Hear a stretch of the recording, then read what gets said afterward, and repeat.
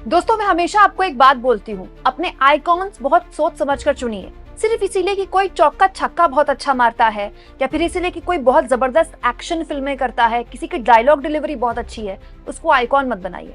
बहुत सोच समझकर अपना इंस्पिरेशन किसी को बनाइए, क्योंकि कई बार जिनको हम आइकॉन समझते हैं वो ना केवल हमें निराश करते हैं, बल्कि हमें पता चलता है कि ये जो सो कॉल्ड सेलिब्रिटीज हैं, आइकॉन्स हैं, ये अंदर से कितने बड़े पलटू राम हैं। उनमें से एक निकल कर आए हैं दोस्तों, संजय दत्त। संजय दत्त जिनके पिता खांटी कांग्रेसी रहे, संजय दत्त जिन्होंने एक वक्त में समाजवादी पार्टी के लिए प्रचार तक किया, वो संजय दत्त इन दिनों आरएसएस के परम भक्त बन गए हैं। दोस्तों, हद तो तब हो गई जब संजय दत्त से ज्यादा लोग आरएसएस का मजाक उड़ाने लगे कि आरएसएस को अपना प्रमोशन करने के लिए क्या संजय दत्त ही मिले। दोस्तों, संजय दत्त जो कि मुंबई बम धमाकों, सीरियल बम ब्लास्ट मामले में जेल भी जा चुके हैं, उन्होंने आरएसएस के जो शताब्दी दिवस आरएसएस मना रहा है, आप जानते हैं, उसको लेकर बकायदा एक वीडियो संदेश शेयर किया है, जिसमें वो स्वयं सेवकों के लिए और आरएसएस को बधाई देते हुए, सर पर तिलक लगाते हुए अंग्रेजी में ये मैसेज देते हैं। आखिर क्यों लोगों ने संजय दत्त के इस मैसेज को सुनकर उनके पिता सुनील दत्त को याद किया और बताया कि कहाँ पिता के विचार थे और कहाँ बेटे के विचार आए हैं, आगे मैं आपको बताऊंगी। लेकिन सुनिए संजय दत्त अंग्रेजी में आरएसएस को लेकर किस तरह की बात बोल रहे हैं। नमस्कार। This Vijayadashmi marks 100 years of RSS. Through every challenge, the Sangh has stayed true to the nation and nation building. Swam Sevaks have contributed in all walks of life and stood in service during every calamity. RSS continues its work for positive social change. On this occasion, let us join together in the mission of nation building. I congratulate RSS for 100 years. जय हिंद, जय भारत। तो संजय दत्त एक adult हैं, वो अपनी विचारधारा किसी के बारे में क्या रखते हैं वो स्वतंत्र हैं इसके लेकर। लेकिन जब वो आरएसएस की तारीफ के पुल बांध रहे हैं तो लोगों ने देखिए उनको क्या याद दिलाया। संजय दत्त की फिल्म है मुन्ना भाई, उसमें उन्होंने देश को गांधीगिरी सिखाई थी, जो गांधीगिरी के नाम पर दोबारा से कमबैक कर गए बॉलीवुड में और इतने बड़े स्टार बन गए। संजय दत्त का तो करियर ऑलमोस्ट खत्म हो गया था जेल जाने के बाद। वो तो एमबीबीएस, मुन्ना भाई एमबीबीएस और लगे रहो मुन्ना भाई आई और उनका दोबारा से जो पूरा करियर था रिवाइव कर गया। तो गांधी के नाम पर जिन्होंने फिल्मों में खूब मोटा माल भी कमाया और शोहरत भी हासिल की, वो आरएसएस की विचारधारा को प्रमोट करने लगे। तो लोगों ने कहा, देखो गांधी जी की मीम शेयर करते हुए देखिए, जिस राह पे तुम चल रहे हो बेटा, एक दिन बुरी तरह फंसोगे। वहीं कुणाल शुक्ला लिखते हैं, बाप जिंदा था तब तक उन्हें तुमने जीवन भर हलकान परेशान किया, अब कम से कम स्वर्ग में तो उन्हें चैन से रहने देते, कितना रुपया लेते हो ये सब विज्ञापन करने का। मनीष तिवारी दोस्तों संजय दत्त के पिता सुनील दत्त की पुरानी फोटो शेयर करते हुए लिखते हैं, अपने पिताजी को याद कर लेते संजय दत्त जी। दोस्तों, जो संजय दत्त के पिताजी हैं सुनील दत्त, वो ना केवल बॉलीवुड के हिंदी फिल्मों के बहुत ही सफल एक्टर रहे हैं, बल्कि बहुत शानदार अभिनेता के साथ साथ राजनेता रहे हैं। मतलब सुनील दत्त आज भी वो लोग जो अपने जमाने में बहुत बड़े स्टार हैं, वो कितने शानदार अभिनेता बन सकते हैं, उसके लिए आज भी राजनीति की दुनिया में उनका नाम लिया जाता है। सुनील दत्त वो थे जिन्होंने देश के अलग अलग हिस्सों में सांप्रदायिक सद्भावना बनी रहे, इसके लिए पदयात्राएं की। दोस्तों, ये देखिए सुनील दत्त की फोटो जो कि मनीष तिवारी नाम के यूजर ने शेयर की है। इसमें सुनील दत्त हाथ में पोस्टर लेकर कह रहे हैं, Hindu Muslim Sikh Christians and people of all faith make India great. ये हिंदू मुस्लिम सिख क्रिश्चियंस ही हैं, हर फेथ के लोग ही हैं जो भारत को महान बनाते हैं। क्यों?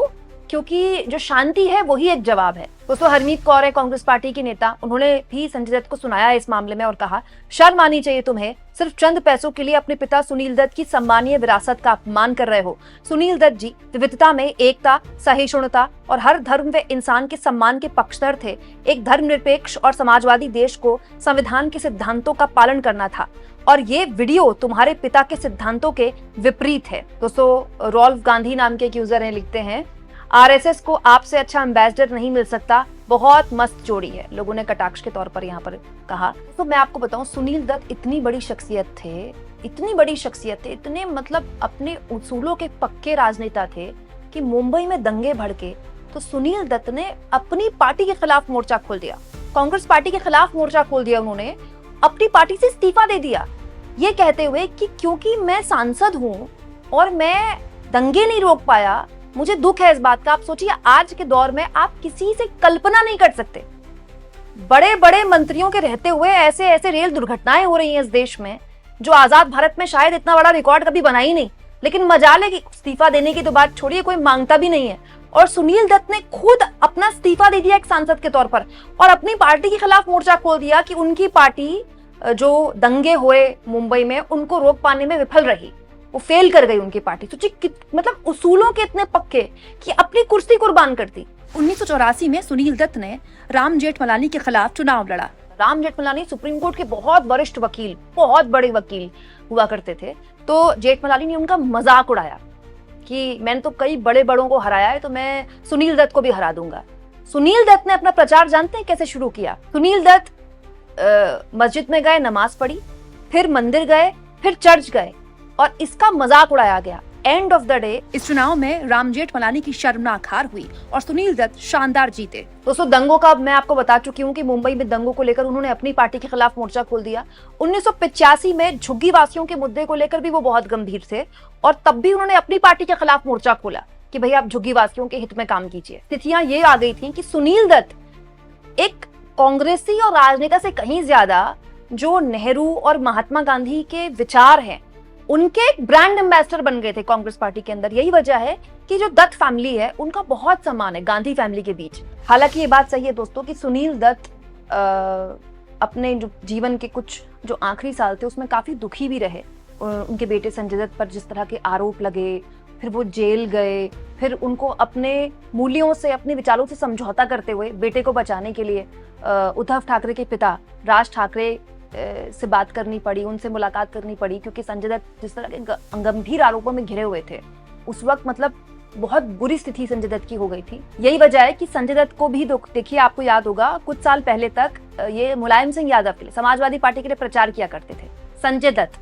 वो अलग बात है कि वो स्थितियां बदली और अब संजय दत्त जो है वो आरएसएस के लिए प्रचार कर रहे हैं। तो जिनके पिता कांग्रेसी, खांटी कांग्रेसी गांधीवादी रहे, जो खुद एक वक्त तक समाजवादी पार्टी के लिए प्रचार कर रहे थे, अब वो आरएसएस की तारीफ कर रहे हैं। 4 साल बाद किसी और की तारीफ करने लगे, तो आप मजाक मत उड़ाइएगा और ट्रोल तो बिल्कुल मत कीजिएगा। आप इस मुद्दे पर क्या सोचते हैं दोस्तों, कमेंट बॉक्स में जरूर लिखें, और जितना हो सके चैनल को शेयर भी करें, सब्सक्राइब भी करें, और थैंक्स और ज्वाइन के ऑप्शन से अगर आप चाहें तो कुछ आर्थिक मदद भी चैनल की जरूर करें।